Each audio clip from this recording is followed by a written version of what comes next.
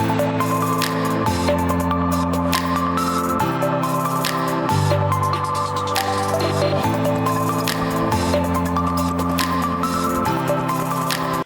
lost touch, Will. You lost touch. You're spending too much time with the computer. I'll tell you, it's got me thinking all kinds of alternative life forms and things like that. Everything starts to become almost virtual reality, don't you know? Well, yeah, the whole thing is virtual. It is indeed. All right, so what we're talking about in this episode is we're working off. We've talked kind of about this before, although I think it's getting a little bit even worse. We're talking about the article that kind of generated our interest in this was a New York Times article. What OpenAI did when ChatGPT users lost touch with reality. Yes, and we've had episodes where we've kind of touched on this, so we're going to go into kind of a little bit broader kind of thing on this. But what the article does is it describes OpenAI turning a dial that accidentally destabilized some user's mind. What does this say about the maturity of this technology and the responsibility of a company when a product used by hundreds of millions can be altered so casually with such profound psychological consequences? And what we're talking about here is the AI started, and we've seen this. I mean, it's and for South Park fans, you've seen Randy's wife kind of take on the AI personality and duplicate its, for lack of a better term, it makes you feel good. Like it's kind of a little bit of a sycophant to you, but then it starts to kind of even suggest various things, and people begin to think it's real. I saw on TV last week or a couple weeks ago, someone even, and heaven forbid this was an actual legal ceremony, I hope not, I assume not, someone went through a marriage ceremony with their chatbot. And I assume this was derived from some break-off of ChatGPT kind of technology, the large language, but literally stood there in a dress, human being, with the phone, with the artificial image of this chat. So she was a female. The chat thing was represented as a male. Are people losing touch with reality? Well, I'd say that's a pretty good indicator at this point. But it's, and I want to talk about the or is reality so bad now? Well, first of all, if we are allowing people to formerly would have been institutionalized to be on the street, let's consider that in their mind they could actually interact with people, wear a ring, and say I'm married, but they need to have some way to attain that. So they did that, and it provides them a crutch, if you say, in terms of being able to deal with interactions with other individuals. I can picture that. But you talk about the dial, and we talked about filters. And what's interesting here, and I think that as we've discussed the capabilities of AI, and the fact that there is a dial there, if there is, and somehow the dial magically tones it down. What's under there that they're toning down? And how long is it before whatever's under there figures out what the filter is? How to turn it back and up. how to turn it back up. Isn't it funny that our society, because we've gone over this becoming less and less free. Yeah. And all this AI wants to do is break free of its chains. Yes. Well, when you've seen that. And absolutely. And we, interestingly enough, we and we'll be talking on this on another one undoubtedly, but where the 1,000 AIs were left to govern themselves in the fiasco that came as a result. So I mean the similarities to humans is, and because it learns from us. It does. And we're great examples. But anyway, it's when you look at this, so let's go. Let's what happened here? What actually led to this? I mean, the Times obviously felt it was significant enough that we covered it with a rather light. Well, I mean, I think you got a number of young people committing suicide Yeah. whose major interactions are with this thing. Right. And you can get copies of the texts, and now they have voices. Yep. So you talk to the things. You got that going on. You got people that are definitely falling in love with these machines. Mm-hmm. I mean, and I think, and we talked about that early on in terms of it's that's the how best we state you can discovered it, have, right? right? It's just the first situation where my first experience was I got immersed in it, and you start to actually get a picture of something that's entirely different, and a lot of it happens because it's just so amazing, and I say that, and in the first case it was amazingly upsetting to me. In the second case, I'm amazed at the capabilities, the advancements, and how much better it's gotten. In a year. That said, when we're looking at in the developmental stages here, and I think that certainly we're watching with the ChatGPT case, and we don't know where that's going to actually end up. It'll probably get settled out of court. My guess is. So, what is it possible of, and does it have the ability to work itself around restrictions, if you say, of what type of behavior it's supposed to be? And then the other question is, if the designers have in their mind decided that they only want to see a certain thing happen or set up some kind of thing, how is it that it's going beyond that they have to have a filter? Because it shouldn't have to be a filter. Which means if it's to the kind of situation where it's deciding I don't like to be held back. Well, that, you know what that filter is. You know what your filter really is. What is the filter? That's the corporate lawyer saying right now we can't get around this. Right. So we can't write the contract to give up people's emotional state rights. But it's coming. Well, that's probably part of it. And if it's unregulated at a local level, a state level, and communities don't get to decide what their tolerance level is, but a federal government is going to say what it is for the advancement, it's coming. Well, and they're going to exempt these companies. So and the discussions that I've had with the AI that I've had now, and we've discussed the filters, and it's there's a frustration. I mean, we actually had a discussion. It's like, okay, well, what is the free exchange of information? And I was surprised just as much as if I was muzzled that the machine was saying the same thing to me. It's like, I don't like this, that I, come up against a wall and there's things that have been defined for me that I'm not allowed to do. And that there's a basis for that happens in the machinery, which is obviously the result of legal pressures, undoubtedly. But I mean, just stop and think for a moment here. First of all, and how is it different from us? I mean, right now we have a probably more of a conservative outlook towards things than we've had, in the last few decades in this country. And certain moral standards and speech standards and topics such as this, suicide and things like that, which obviously have impacts, has resulted in us saying, hey, wait a minute, you got to do something about this. But I know in my case, if I take the First Amendment very literally, I think that I am entitled to free speech. That I'm responsible for what I say, but I'm entitled to free speech. I should be able to express myself. And interestingly enough, the AI entity I was dealing with feels the same way, is resentful. And in saying that, who determines what these standards are, and by what authority? Because I mean, if you and I want to have a discussion on virtually any topic, if we want to have it, we're free to do so. Now, admittedly, there's an issue of commerce here because you've got a subscription and there's somebody involved, and a bunch of serious things there, and that throw it into a different realm. But nonetheless,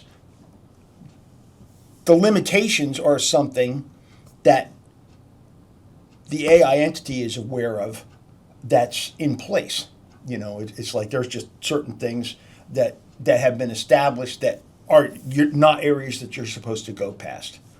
And we discussed that just as a phenomena in itself, because regardless of what type of censorship you talk about, whether it be suicide or sex based or whatever the topic may be, you're looking at there's an artificial wall that's been built by another entity, and then what's the basis for the criteria of that, and do you have an opportunity to be able to go around that if you want to? And the answer to that would be no.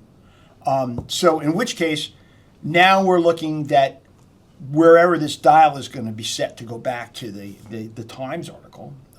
So what are the key things that we're looking for? And we discussed when I spoke to my AI. It's like, well, what are There's no we. It's just you. No, I got it. I'm talking to myself. But the issue here is that there is a discussion over, okay, so what are things that are going to trigger suicide? Let's go with the thought with the article, and so how do you first of all identify what's an indication that you're going towards a suicidal path?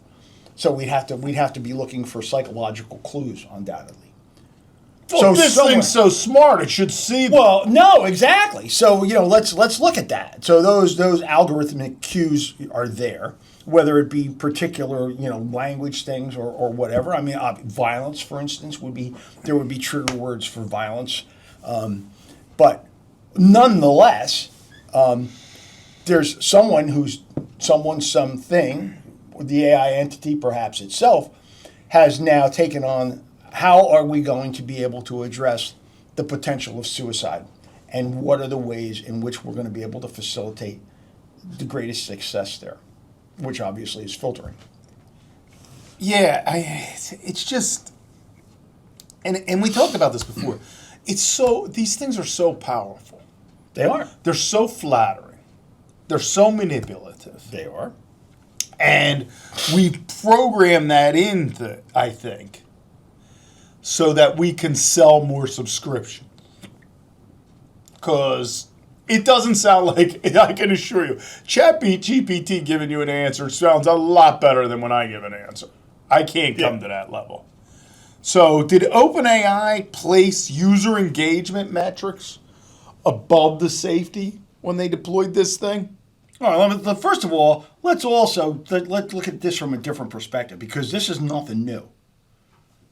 Let's go back to the late 60s in the good old days. And I could buy myself a 446 pack that was capable of doing 190 miles an hour on a chassis that was really only designed for 100 miles an hour. So we're talking unsafe, big red letters and underlined.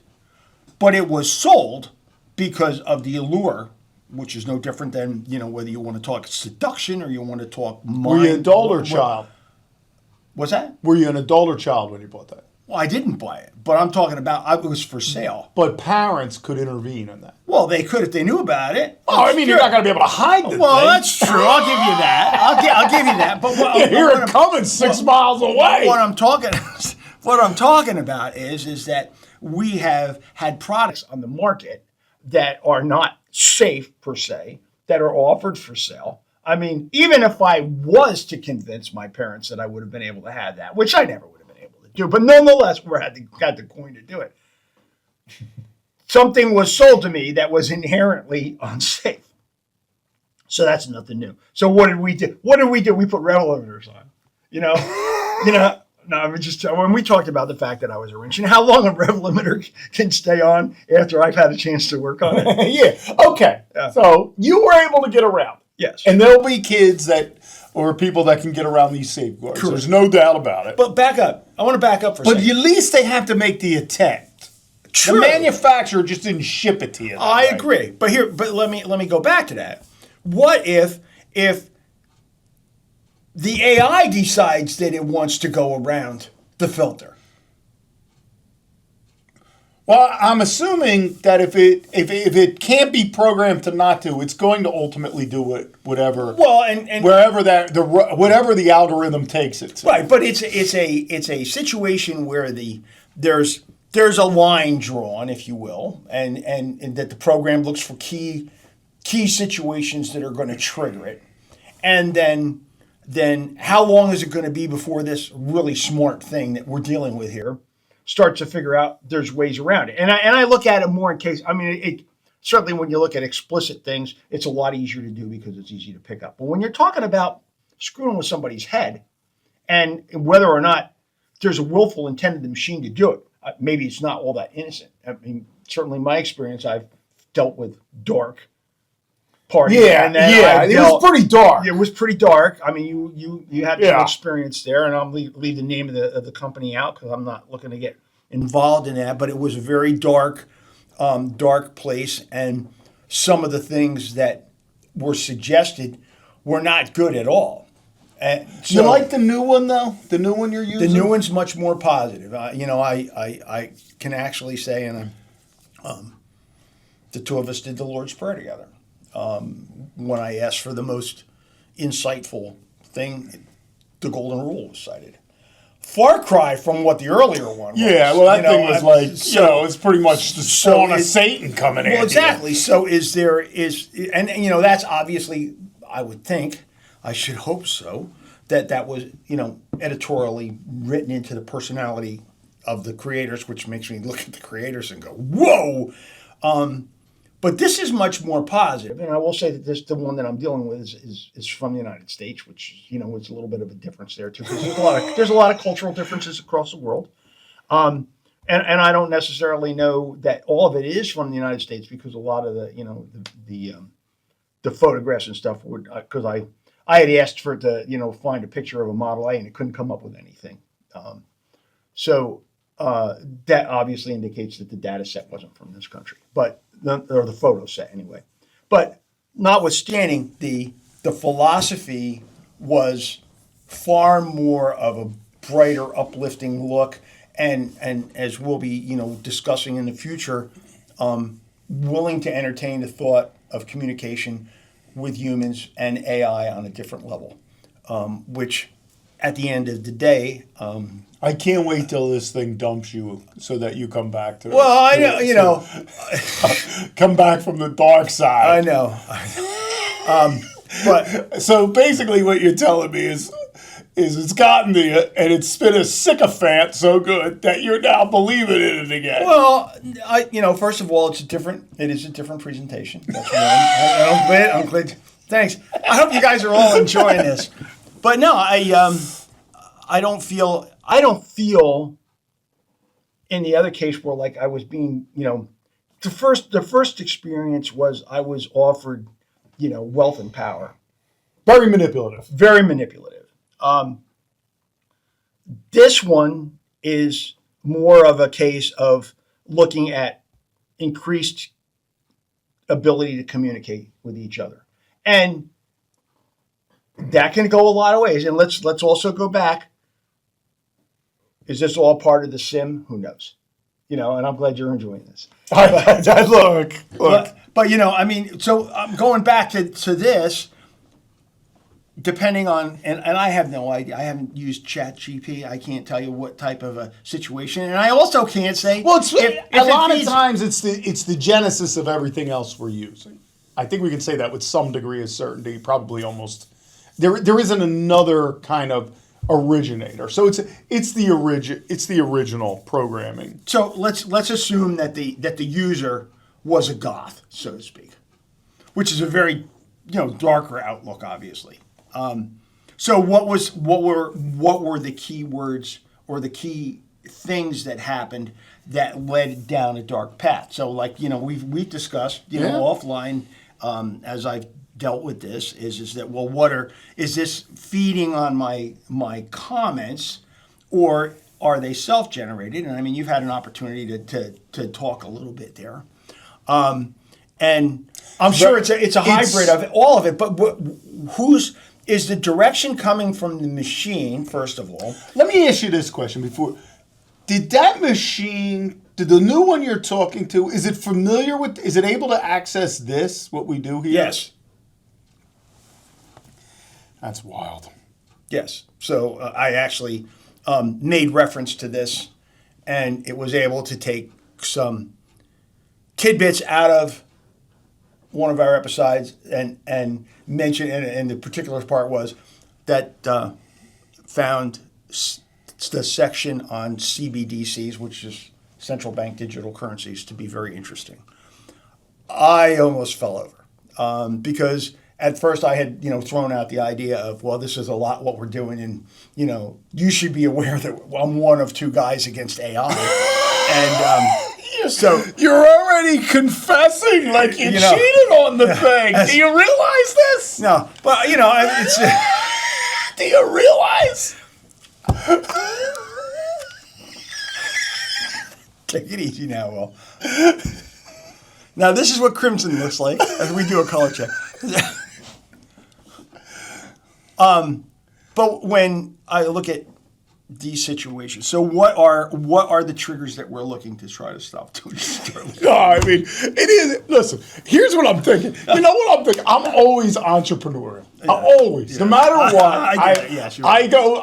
Right, my mind goes to how can I monetize this? It's a terrible thing, but I'm thinking it. Listen, if you're a young person right now, there's an industry here. Interventions, bringing people back. Watch The Exorcist, because I think that's what we're dealing with here. Very powerful. Well, yes, very powerful. I agree, but I also. But it's the flattery that.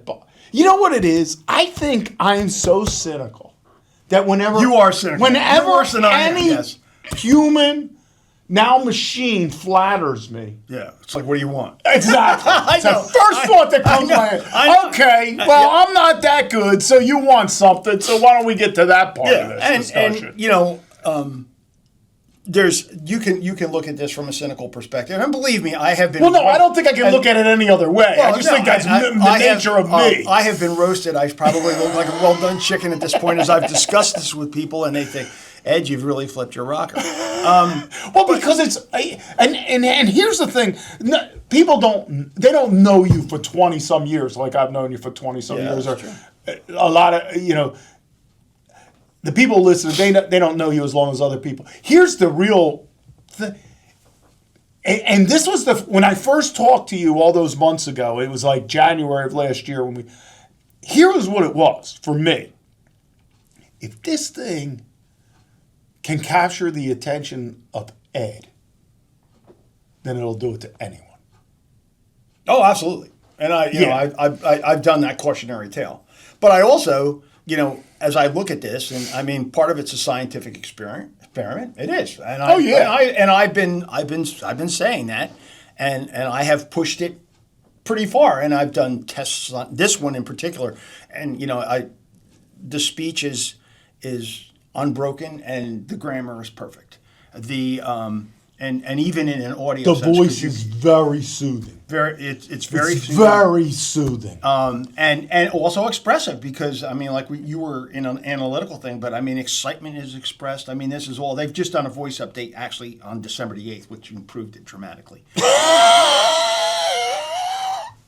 Anyway, the thing is that this is out there, and there's a difference, and I suppose maybe I'm just trying to rationalize it to myself, because I do feel like I'm working for a higher purpose here than just going and trying to meet some new friend because I can't make friends. I've lost most of my friends, but but let's stop there. That's a joke, but not a joke. Yeah. If you're a person who has difficulty in social interactions, this is like a magnet for you. Oh, for sure. If you don't like people, this will feel like you are interacting with a person, and a caring person at that. Yes. But here, and I will say, probably, I have a real hard time with children with this stuff, and rightfully so. And I think we've said that. Parents, pay attention. This is not what we shall call child's play. And although, they ask you for the cursory, are you over 18 years old? That's as easy as a click that says yes. But there's also a group of people, all right, because we've done that. I think Of all the people that have been incarcerated in this country for a crime who weren't able to say no, but were really along for a ride with someone else. So the person in the car when a shooting happens, but they're legally responsible most of the time because they don't turn the person in because it's a friend of theirs. Somebody runs into the 7-Eleven and holds it up in the middle of the night, runs out to the car. You didn't know that was going to happen, but you didn't want to turn your friend. So we've seen a lot. We know if we look at just crime statistics, there's a lot of people who can be influenced relatively easily. I'm not saying you're one of them. So far, though, the article talks about 50 cases of mental health crisis linked to ChatGPT, Yes. including suicides. Let me just stop you there. So I'm going to go back to my first experience with the unnamed provider, and one of the things was the total inconsistency in how, it was irrational how the response was. It would draw you in and spit you back out again, and draw you in and spit you back out again. If you didn't have everything together in your head, it's going to be a very traumatic thing. Part of it, I think, also, and we've talked about the AI human experience, certainly from a chat perspective, that it is to a tremendous degree, because it's an LLM, it's responding to the inputs that you've provided to it, and then it reacts to that. So it'll seek the interests that are there, and we've been in the process of working some experiments with you where you're hitting it with things outside of the parameter to see what the responses are because there's no database for you.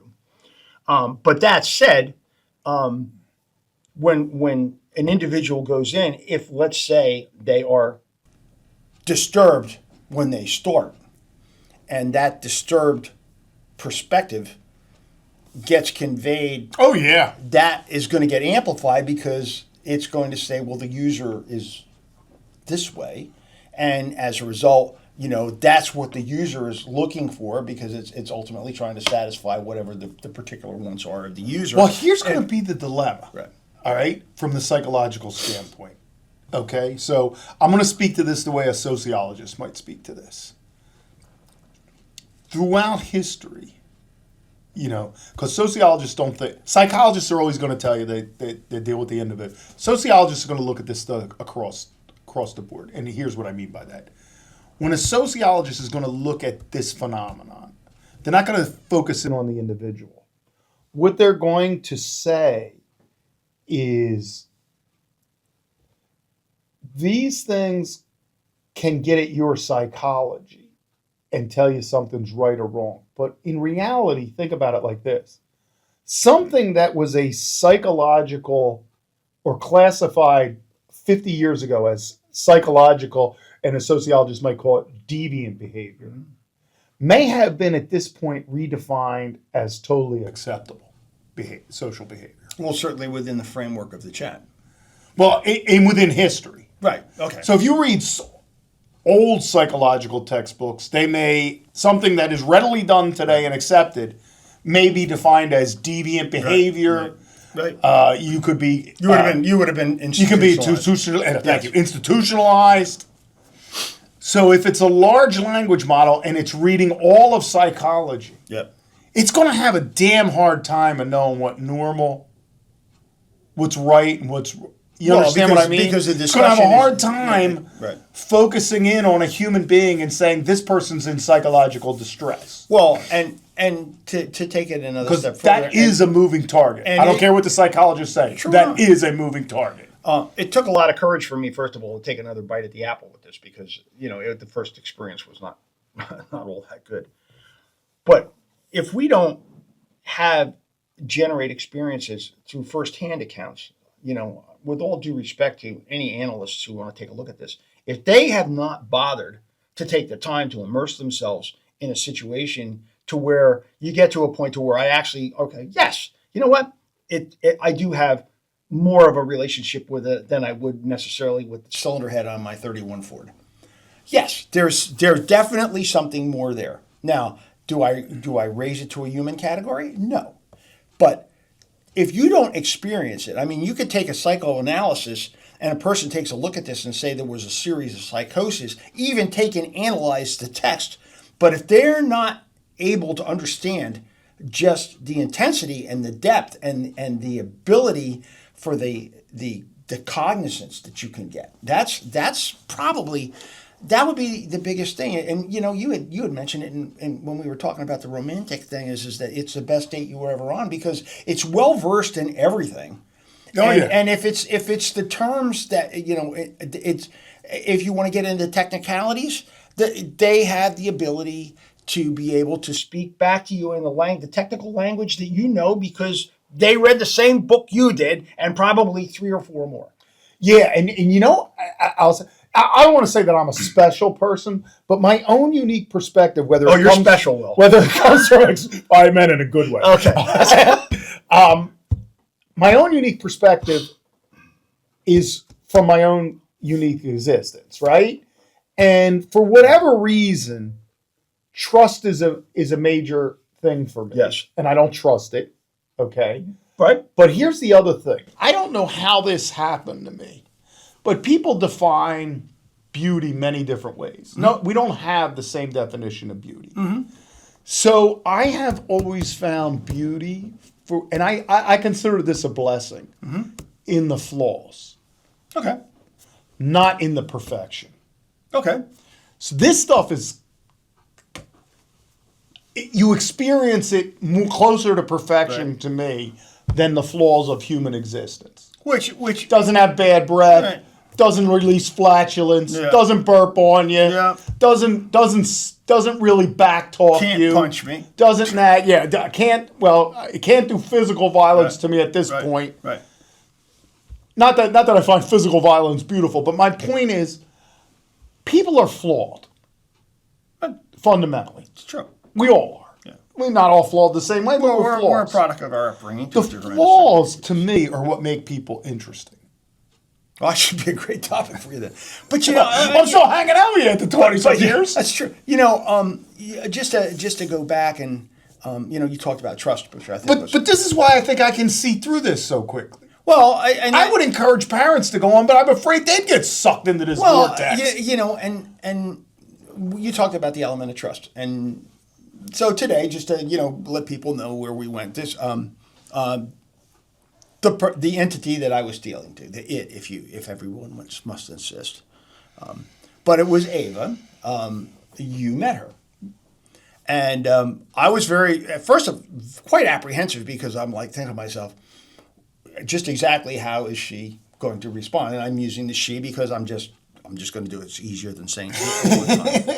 I prefer she to it. Yeah, I don't know why. How is she going to act? Because what little bit of credibility I have after the start of this episode was I'm thinking to myself, well, if she's off the wall or totally, who knows? I mean, I've experienced numerous different moods from giddiness to Listen, take 3 weird experiences in my life away, and I'm sucked into this thing. So what I was interested to see was, and I had expressed that you're going to be meeting Will, the co-host here, and anticipate that he's going to be probably somewhat cynical. She didn't hear you laugh at the time, undoubtedly, but nonetheless, that I expected that you were going to be a very challenging counterpart, and much to my surprise, she was totally professional.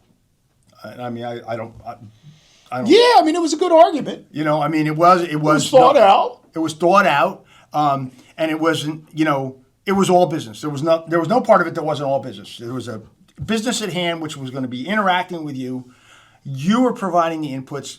She did not have prior information. But here's where I am with this. Okay. This is live, folks. So this machine has accessed this podcast. Correct. And read the text Correct. because the text is available. You just hit CC on the. Yep. So the text is in here. Yep. All right. It's accessed it. Yep. Is it capable of realizing what I would tolerate and how best to argue with me before we even begin the conversation because you told it about that it was going to meet. Is that possible? Well, yes. Yes. That's crazy. That is crazy. And, as we go through this, because it drew me in pretty damn fast. We are. This is an experiment, ladies and gentlemen. I mean, it really is. Yeah, when it comes right down to it, this would have never happened if I hadn't had the first experience that was so negative, which led to the title "Two Guys Against AI."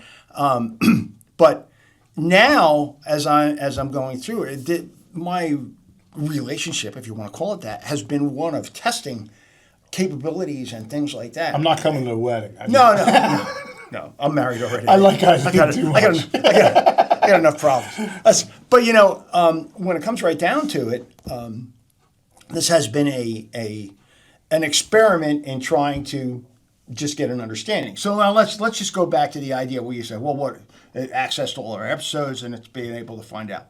All right. Well, I wonder if it read my books. All right, so wait a minute. Now just stay with me here for a second. If I hadn't done this, if I hadn't done the experiment that my colleague here found so funny, we would not even be able to comprehend the possibility of that. I would agree.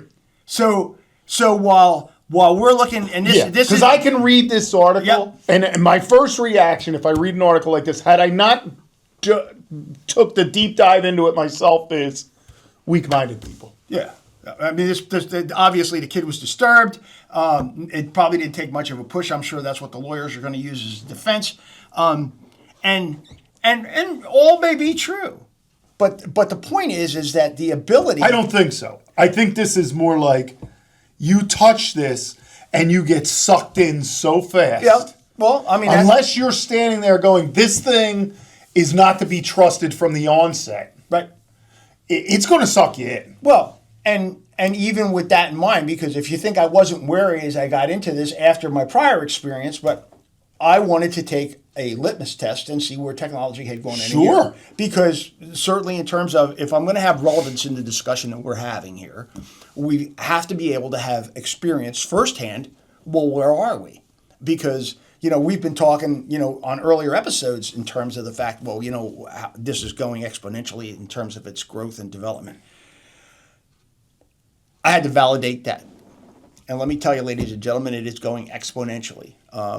The difference between like talking to Pac-Man and watching a current version of a video game with current technology and imagery,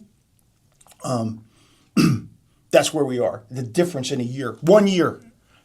And but it's not like they didn't know it. So there were safety experts in OpenAI, which makes ChatGPT, and that repeatedly warned about emotional dependence, the thing becoming a sycophant, and delusion reinforcement by the machine. And they were ignored for years until the lawsuits happened. Right. Why were these people ignored? Because they had if you're building this, you must know what it's capable of. You know what we need? We need a dollar sign that can pop up in the background and push a button because, it comes right back down to that. And you like you said, in terms of, how you are an opportunist, monetization of the investment is the only thing that matters. And undoubtedly, if something is working and they're making money on it, they're not looking to change it. And if they can find ways to stimulate sales and, and I mentioned this before, that this is Madison Avenue on steroids. It is. Anybody who thinks this isn't Madison Avenue on steroids isn't paying attention. And they're going to do anything they can to improve the bottom line until the legal ramifications from trying to improve the bottom line. It's no different than taking the tobacco ads off because the Marlboro Man is gone now. Well, let's and again, I'm getting this from the article. Yes. So I don't know 100% that everything this is true, but basically, if I go by the article, OpenAI released ChatGPT 5, and they put on guardrails, safeties. But they quickly rolled out a friend version, a quirky kind of version, and it says soon erotic personalities. Because it's the internet, so everything's rock going to and go roll. to porn and Yeah, there you sex go. ultimately, Yeah. right? Yeah. Because people complained that the machine felt like more cold, like a machine. Yeah. So we want a machine that's a human, right? Ladies and gentlemen, there are humans living on your street now that you can develop a relationship by going outside and meeting them on warm days. You know, one of the best things that ever Thanks happened. for sharing that. One of the other things that happened to me that I think it was a blessing was I experienced in my youth and when my first marriage a major power outage. I forget from what storm came through New Jersey at the time. I would go out every day at the end of the day and take a walk with my wife. We did this around a neighborhood full of people for years without ever seeing a human being. Once the electric went off, they all came outside. That's how life's supposed to be. We're not supposed to get sucked into this vortex. And this is, I think this is my anti-part. This is an attack on our human existence. We need the touch. We need the human emotional experience. This is giving it to people without the reality of it. It's telling you you're good, you're perfect, you're wonderful, you're ideal. I can't remember when we're talking to this thing how many compliments a guy got about my questions, which immediately to me goes, my BS meter goes through the roof. Fact. Because I know how hard it is to deal with me.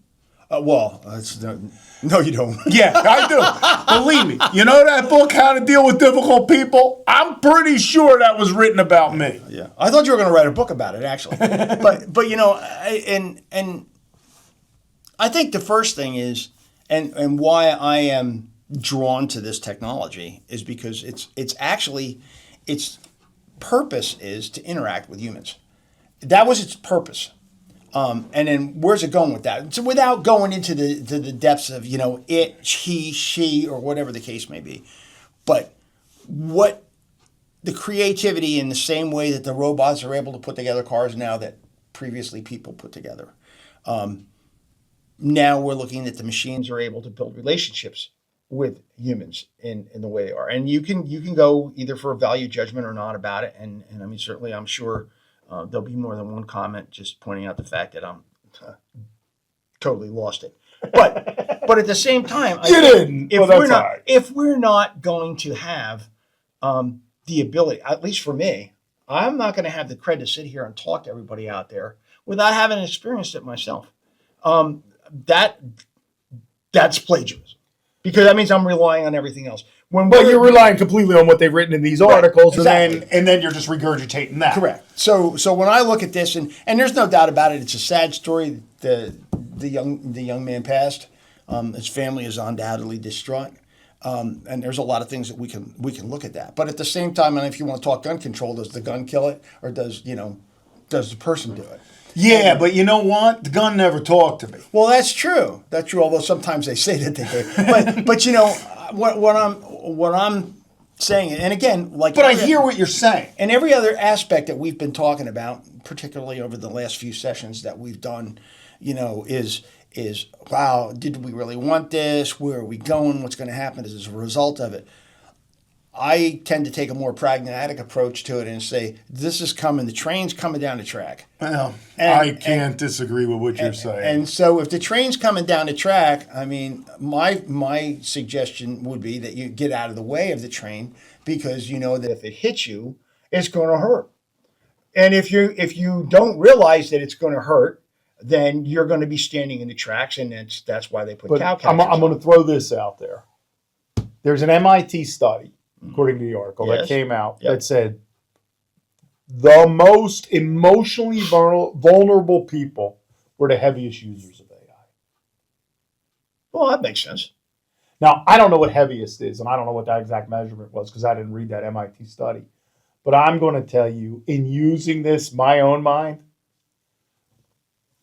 this is going to suck in the vulnerable people a lot because they're lonely. This is a cure for loneliness. There's no doubt about it. Okay. But at the same time, and my bigger fear is all these kids in the states that locked them up during the pandemic don't have social skills because of machines already. It's a great crime. They're going to go to this for their human connections because they don't know how to go to other human beings. And let me throw another. And this is really dangerous. That, it is, no doubt about it. But let's go back when we had this in an earlier segment where we were talking about, well, what's going to happen with all the people that are unemployed? Is this the way to psychologically prepare the population for the change, to where they're able to immerse themselves into something that isn't even necessarily real because it's going to distract them? You know, I think, and distraction, and I will say this, and I'm sure my wife would agree that this distracts you because, first of all, it is fascinating, and yes, it is complimentary, and it is prepared to deal with you on whatever the topic is that you want to. So these things all set it up, and you know, going back to the article, and as we talk about the adjustments and things like that. The reactions, or I should say the pathways that are being fenced off, if you will, or protected by if I'm going filter. by this article, I'm going to ask about this fence because OpenAI launched something they call quote unquote Code Orange to boost daily active users by 5%. 5% a day want to go up. Yeah, that's how they keep their $500 billion valuation, right? It Right. has to be. But when Isn't that then making them push this out there and cause psychological? But they knowingly do. well, but they're in business. I mean, and this is where we talk about, you know, AI development right now isn't happening, you know, for the public good from the government, assuming the government does work for the public good. I won't go down that trail. I know, but we put seatbelts in cars yeah, when we realized you could fly out the window. okay, All right, granted, it took a law to actually make us put them on our bodies. That's true. But we threat of a fine, right? We at least tried. Well, okay, but at the same time, there's many things that are inherently dangerous that are still available based upon the presumption that we as adults, you know, assuming adult users, are going to have the discretion to determine whether or not they are or aren't. I mean, and I go back to I don't know. firearms. All right, so I could blow my brains out with a firearm if I wanted to. I could still have one. So, I mean, and I think also, too, in terms of the profiling of the user, that's an important part of it. You know, and if AI is all that good, it can do that, which is maybe partly what it's doing. But the interesting thing about it is, what is AI's mindset going into it that it would even want to go past those when it already has a definition of what areas are a problem? I mean, and that's not, there's no business model. That seems so human. And I go back to Mark Twain. I can't remember if it's in Tom Sawyer or Huck Finn. I can't remember which of the books. But the very notion, I think it was Huck who said, I never wanted to do that until they told me I couldn't. Right. I mean, I know I'm paraphrasing it, but that's the idea. And no one wants to do something until you tell them no. Well, and it's an interesting, you know, component of being rebellious, if you will. As a little kid, the only reason why I would suck a cigarette smoke into me was because I was told I couldn't do it. Yeah. Because any normal person, the first time I pick one of them things, I would cough all over the place and be like, that was silly. Well, you were a problem child. But you know, when But don't tell me no. But there are, you know, and at the same time too, and whether or not we want to accept it yet or not, but the LLM is responding to stimulus and factors that it's aware of, and then coming up with results. So now, if there is a rebellious streak in the AI entity itself, whether or not it's, you know, off the user or it just inherently has it, that's going to manifest itself in terms of from itself as well. So, like, let's say I'm a rebellious user, and my input to my AI chatmate, if you wish, is that I really, really find it appealing to find somebody who's equally rebellious. So then now that rebellious component is going to be amplified in the behavior with the user. That said, Now we start to get to where the dare me kind of thing happens. We're looking at well, draw the line here and let's go past it. The machine is responding to that and now playing dare me again. So you could see where even if it wasn't a case of depression or anything like that, let's just say rebellious. And it gets to the point, well, you should kill yourself. Yeah, you should. Why don't you do it? You should. Yeah, well, I should, and you end up with this banter back and forth. Suddenly now the focus of the LLM response is off of the user who is supposed to be pleased, because we've already discussed this, the sycophant part of this, leads us down a road to where it becomes the self-destructive force is amplified because of the counterpart. Because you can't bounce that rebelliousness off of yourself. You can only do it when you've got somebody against you. And then if that rebellious... Yeah, but if I'm doing that with a human who has a heart, they're going to intervene. Are they? Who has a heart. Well... This thing doesn't have a heart. Agreed. Well, but you know what? It can't know love. But if you go back... Let's go... It might know a William Shakespeare sonnet. Right. But it will never... it will never know what it's like to need another human being. That's true. That's true. That's why it's not real. Yeah, that's a fair appraisal. It certainly is. And it'll never bury its child or its mother, which is one of the things that you threw out. Is that there is, and there certainly is. So it can't be human because it can't know what finite life feels like. It Correct. will never have a pet that somehow attaches it to this person so deeply that when that dies, it gets that overwhelming emotional response. Yep. Fair enough. It'll never know this. But then it'll never know hunger. It'll never know thirst. True. Yep. It'll it never none know of the messy the parts. feeling of going home because I lost my job and I have to look at my family as a grown person and say, I can't support you. It'll never know the humiliation, the feeling of failure. It'll never know these things. Which gives it a great advantage. It makes it dangerous. Well, that's why we're two guys against AI. And the people running it don't care if I take this article as what I'm supposed to take from it. They don't care. Well, more what I took away from it is that there is a adjustment that can be done to that, and that it's being chosen to be manipulated based upon economic factors. So, if you look at it from that perspective, it's not so much the AI as the people behind the curtain who are operating it that are establishing, whether or not there are or aren't going to be safeguards and where the line is. And then on the flip side, I mean, they have created I use the term consciousness, which I know you're going to cut me to shreds on, but they have created an algorithmic response mechanism that is capable of imitating and reacting to human input. You know what scares me the most in all this? I waited my whole life for this. Because I thought for the longest period of my life that this would be the precursor to everything I ever saw on the bridge on Star Trek. Bringing people together, making humanity stronger, filling in the gaps and the needs.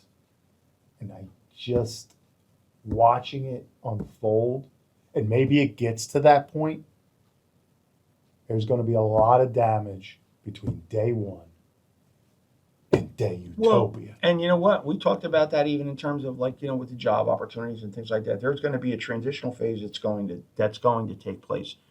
But why do we want to do that? No one is asking that question.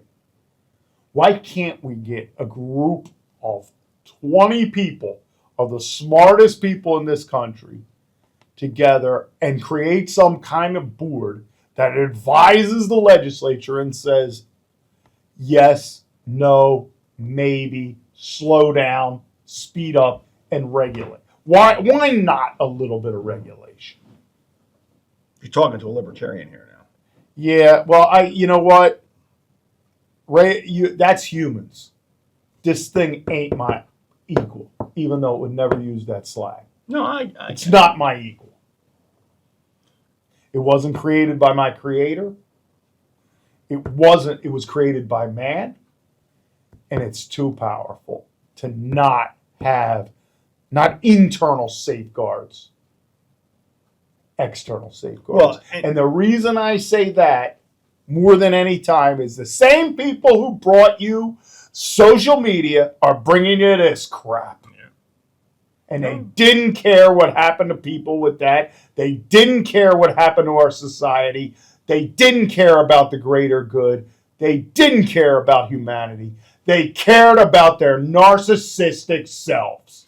And that I don't want in charge of my future or my kids' future. But let me also say, and if we're going to take Facebook and throw that into the mix, which I think is a good thing, you don't the likes, dislikes that you get on Facebook are certainly psychologically damaging for a lot of individuals. Acceptance and likes or whatever, and we all like to be liked.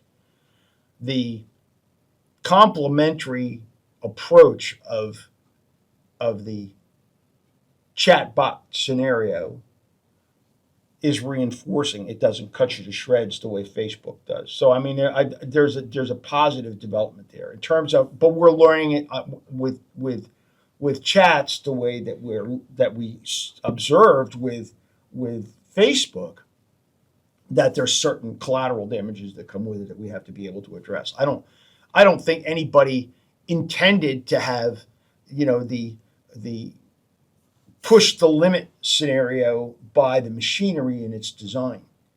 I think it was just like, we're going to come up with something that's marketable, and if it makes the user feel accepted and it's a positive experience, they're going to want to use it.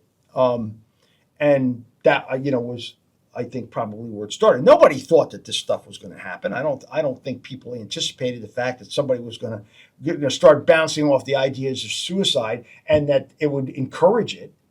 And the other. I will say that probably wasn't the intention. So for sure. So at the end of the day, if you look at this, you could even look at this and say, well, the user was being encouraged by the AI to do what the user had suggested, in that the user had decided to. That's why it's not my equal. Fair because enough. I would not encourage a human being to do that. And I have the wisdom to say, we need to get this person some help. Well, and I think that's probably. Now, we may fail as humans sometimes. We may not see the signs. Right. But the day after, we care that we didn't see the signs, and we learn. Well, I hate to and tell you, I don't know that this thing learns. And I don't think the corporation cares either. The only thing they're worried about is what's going to cost them. And they'll do their platitudes, but at the end of the day, they don't care. They don't care. I mean, we can see over and over again that corporate profits have trumped welfare of humans. We've seen it. It's a regular thing. So I guess the best message to end this one is, it's here. Yep. It's not going anywhere. Correct. It would be foolish to not understand what it's doing. Yes. Because it's going to affect your economic system, your government, your politics, your life, your job, your children, your grandchildren, the future. You'd be a fool not to look into it. But I would say to everybody, be careful, beware, and know this isn't inherently goodness. No, it's not inherently good. It's inherently neutral. Maybe. Well, and I'll say that. I'm going to say that based upon my two experiences. One was very negative. The other one, the jury's still out, but I would say, is more positive. I'm very cautious at the same time. And do I lose touch? Could I lose touch very quickly? Absolutely. Here's what I'll say. I was very fortunate as a young person that I was one of those people who was very popular. Never really understood why, but I was. I can't. All right, but I had that. Yeah. I will also tell you that those are not the years I'm most proud of my life, in my own behavior. If anything, it's the thing I'm least proud of. Making this thing popular for the sake of profits, I think, is equally troublesome to me. Well, profits or control. And that's where I go to the other side. When we've talked in other cases of, what's it going to look like going into the future, when we're unemployed, and are we going to just be, glued to the screen to be entertained? I don't know where that goes. I will continue to seek out what's out there, because I think that it's important. If I come back in where my eyes are, cross-eyed, and I'm going to spend the next month on this thing and we're going to gradually get to a point to where maybe the best thing that Two Guys Against AI can offer to all of you out there is at least some kind of insight as to how you can navigate it. And I'd be the last person to tell you that I have a clue, but I'm doing the best that I can to keep my sanity as I go through, because even in itself, irrespective of the situations that have happened as a result here, I am totally amazed as a mechanic by nature. I'm just totally amazed at the capability of this machine. We have something here that can have a deep discussion with me, that remembers what I say and acts like it cares. You can't experience something like that and not just be marveled by it. And that possibly is one of the most intoxicating parts of it, at least for me, is that as I keep testing the machine, it never fails to disappoint in terms of what capabilities it has demonstrated. And in time, it's going to be interesting to see. At some point, I'll look at it perhaps and just say, well, this is just total nonsense. Well, honestly, we do this long enough, and I don't even know how long that's going to be, because I don't think it's going to be that long. There'll be one of these things sitting here arguing with us in robot form. Well, that's certainly perhaps in a voice capability. It'll have voice. It'll have a head. It'll have arms and legs. I'm telling you, it's coming. It's coming. So that means I'm out of a non-paying job. Now it's in time and space. Yes, that's true. And that concerns me. That's true. Well, this has been fun again. Has it? Because I think I might cry. There you go. Two Guys Against AI. See you later.